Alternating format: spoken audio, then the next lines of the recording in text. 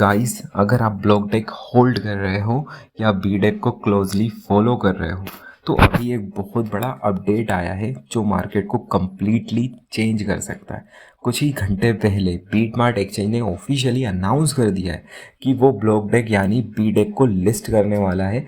और इंटरेस्टिंग बात यह है कि इससे पहले कॉइन स्टोर और पियोनेक्स पर भी बीटेक ट्रेडिंग स्टार्ट हो चुकी है। अब इस सिचुएशन में दो चीज़ें हो सकती है, या तो ये एक नॉर्मल लिस्टिंग हो जाए और प्राइस थोड़ा मूव करे, या फिर अगर मल्टीपल एक्सचेंजेस पर वॉल्यूम आ गया तो ये कॉइन शॉर्ट टर्म में काफ़ी स्ट्रॉन्ग रैली भी दिखा सकता है। और इसी वजह से आज की वीडियो में मैं आपको स्टेप बाय स्टेप समझाने वाला हूँ बीटमार्ट लिस्टिंग का रियल मीनिंग क्या है, कॉइन स्टोर ट्रेडिंग से क्या सिग्नल मिल रहा है, क्या प्राइस और पंप हो सकता है, और सबसे इम्पोर्टेंट लिस्टिंग के टाइम सेल स्ट्रेटजी क्या होनी चाहिए।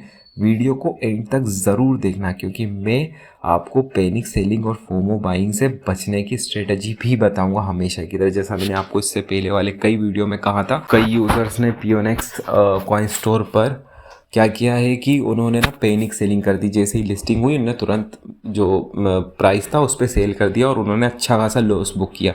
और मेरे पास कई लोगों के कमेंट्स भी आए कि देखा मैंने तो कहा था लॉस होगा ऐसा वैसा, जबकि ऐसा कुछ भी नहीं हुआ। मैंने कहा था अगर आप स्ट्रेटजी फॉलो करते हो तो आप अच्छा खासा प्रॉफिट बनाने वाले हो यहाँ पर कुछ लोगों जैसा कि बहुत से लोग होते हैं ना जिनको पैनिक सेलिंग की आदत पड़ जाती है कि नहीं मेरे को तो अब तुरंत लिस्ट हुआ था तुरंत सेल करना है और निकलना है, उन्होंने थोड़ा सा भी वेट नहीं किया। और जिन्होंने 3 घंटे के बाद सेलिंग स्टार्ट करी है उन्होंने थोड़ा बहुत प्रॉफिट बुक करना स्टार्ट कर दिया था। और अभी आप रेट देख सकते हो क्या चल रहा है। चलो अब आगे बढ़ते फिर मैं बताता हूँ फिर आपको करना क्या। बीटमार्ट लिस्टिंग अनाउंसमेंट, सबसे पहले बात करते हैं बीटमार्ट के ऑफिशियल अनाउंसमेंट की। बीटमार्ट ने अपने ऑफिशियल एक्स अकाउंट पर पोस्ट किया है कि ब्लॉक डेक यानी बी डेक को बीटमार्ट एक्सचेंज पर लिस्ट किया जाएगा। लिस्टिंग डिटेल कुछ इस तरह है, ट्रेडिंग पेयर होगा बी डेक यूएसडीटी। इसका मतलब यूजर्स यूएसडीटी के अगेंस्ट बी डेक को बाय और सेल कर सकेंगे। एक्सचेंज लिस्टिंग में यूजुअली 3 इंपॉर्टेंट स्टेजेस होते हैं, डिपॉजिट, ट्रेडिंग, विड्रॉवल। बीटमार्ट के अनाउंसमेंट में जो टाइमलाइन दी गई है उसके अकॉर्डिंग ट्रेडिंग स्टार्ट होने वाली है और डिपॉजिट भी ओपन होगा। जब कोई कॉइन एक्सचेंज पर लिस्ट होता है तो इसका सबसे बड़ा इफेक्ट होता है लिक्विडिटी पर। प्री सेल फेज में कॉइन सिर्फ लिमिटेड यूजर्स के पास होता है, लेकिन एक्सचेंज लिस्टिंग के बाद ग्लोबल ट्रेडर्स उस कॉइन को बाय और सेल कर सकते हैं। इसलिए एक्सचेंज लिस्टिंग को क्रिप्टो मार्केट में एक बहुत इंपॉर्टेंट माइलस्टोन माना जाता है। कॉइन स्टोर और पियोनिक्स पर ट्रेडिंग ऑलरेडी स्टार्ट है। अब इंटरेस्टिंग पार्ट ये है कि बीटमार्ट लिस्टिंग अनाउंसमेंट से पहले ही बीडेक कॉइन स्टोर एक्सचेंज पर ट्रेड हो रहा है। और अगर आप प्राइस देखो तो कुछ घंटों के अंदर ही प्राइस मूवमेंट भी देखने को मिला। जब कॉइन स्टोर पर ट्रेडिंग स्टार्ट हुई तो कुछ लोग पैनिक में आकर तुरंत सेल करने लगे। जैसा कि मैंने आपको बताया था, ये क्रिप्टो मार्केट में एक कॉमन रिएक्शन होता है। बहुत सारे इन्वेस्टर लिस्टिंग के फर्स्ट मिनट में ही प्रॉफिट बुक करने की कोशिश करते हैं, लेकिन जो लोग थोड़ा पेशेंस रखते हैं और मार्केट को ऑब्जर्व करते हैं वो अक्सर बेटर प्रॉफिट बना लेते हैं। अभी प्राइस रफली $0.004 के आसपास ट्रेड हो रहा है। यहाँ पर आप देख सकते हो, मैं दिखा देता हूँ। अगर आप इसको प्री सेल प्राइस से कंपेयर करो तो ये ऑलरेडी मल्टीपल टाइम्स ग्रोथ दिखा चुका है। जिन्होंने $0.0005 पर कॉइन्स लिए थे या उससे भी लोअर प्राइस पर एक्यूमुलेट किया था वो अभी भी स्ट्रॉन्ग प्रॉफिट में है। मल्टीपल एक्सचेंज लिस्टिंग का इफेक्ट। अब सबसे इम्पोर्टेंट क्वेश्चन ये है कि अगर बी डेक कॉइन स्टोर के बाद बीटमार्ट और एल बैंक जैसे एक्सचेंजेस पर लिस्ट होता है तो क्या प्राइस और पंप करेगा।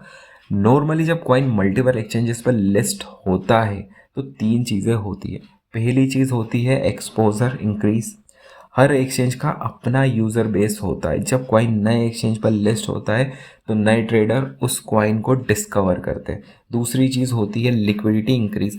ज़्यादा एक्सचेंज का मतलब ज़्यादा बायर्स और सेलर्स। तीसरी चीज़ होती है आर्बिट्राज ट्रेडिंग। अगर डिफरेंट एक्सचेंजेस पर प्राइस में डिफरेंस होता है तो ट्रेडर एक एक्सचेंज से बाय करके दूसरे एक्सचेंज पर सेल करते हैं।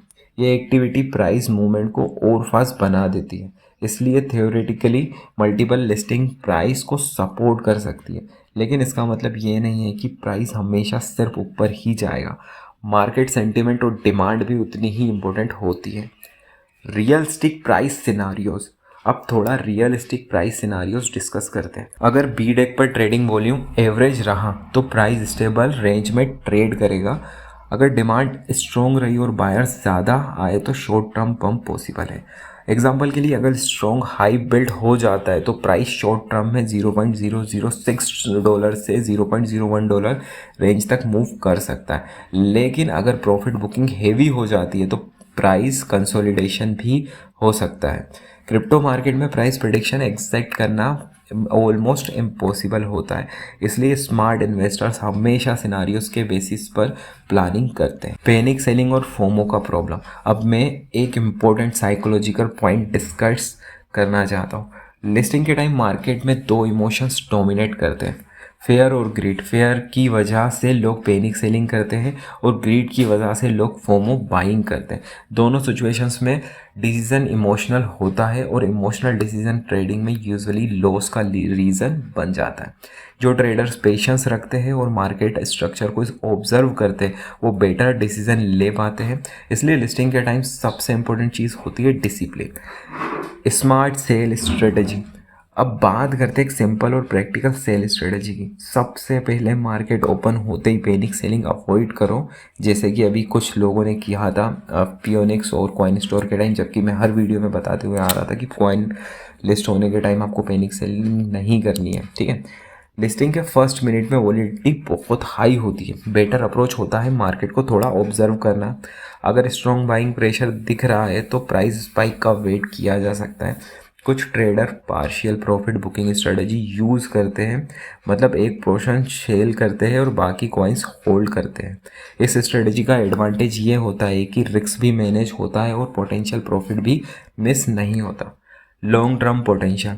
शॉर्ट टर्म ट्रेडिंग के अलावा एक और पर्सपेक्टिव भी होता है, लॉन्ग टर्म एडॉप्शन। अगर प्रोजेक्ट इकोसिस्टम बिल्ड करता है, पार्टनरशिप करता है और डेवलपमेंट कंटिन्यू करता है तो कॉइन का लॉन्ग टर्म वैल्यू भी ग्रो कर सकता है। ब्लॉकडेक टीम का क्लेम है कि उनका नेटवर्क हाई थ्रूपुट और स्केलेबल आर्किटेक्चर पर बेस्ड है। अगर इकोसिस्टम डेवलपमेंट स्ट्रॉन्ग रहा तो लॉन्ग टर्म एडॉप्शन भी पॉसिबल है, लेकिन लॉन्ग टर्म इन्वेस्टमेंट डिसीजन लेने से पहले रिसर्च करना बहुत ज़रूरी है। अगर सिंपल लैंग्वेज में समझे तो बीडेक के अराउंड अभी काफ़ी इंपॉर्टेंट डेवलपमेंट्स हो रही है। कॉइन स्टोर पर ट्रेडिंग स्टार्ट हो चुकी है, बीटमार्ट लिस्टिंग अनाउंसमेंट आ चुका है और अगर फ्यूचर में और एक्सचेंजेस ऐड होते हैं तो लिक्विडिटी और एक्सपोजर दोनों इंक्रीज हो सकते हैं। लेकिन ट्रेडिंग के टाइम सबसे इंपॉर्टेंट चीज़ होती है पेशेंस और स्ट्रेटजी। जो लोग इमोशंस पर ट्रेड करते हैं वो अक्सर गलत टाइम पर बाय और सेल कर देते हैं, और जो लोग डिसिप्लिन के साथ मार्केट को ऑब्जर्व करते हैं वो लॉन्ग टर्म में बेटर रिजल्ट्स देखते हैं। अगर आप बीडेक होल्ड कर रहे हो या क्रिप्टो मार्केट में एक्टिवली ट्रेड करते हो तो हमेशा एक रूल फॉलो करो, रिसर्च करो, स्ट्रेटजी बनाओ और फिर डिसीजन लो। अगर आपको ये ब्रेकडाउन यूज़फुल लगा हो तो वीडियो को लाइक करो और चैनल को सब्सक्राइब ज़रूर करो। कमेंट में बताओ कि आप बीडेक को शॉर्ट टर्म ट्रेड कर रहे हो या लॉन्ग टर्म होल्ड करने का प्लान है।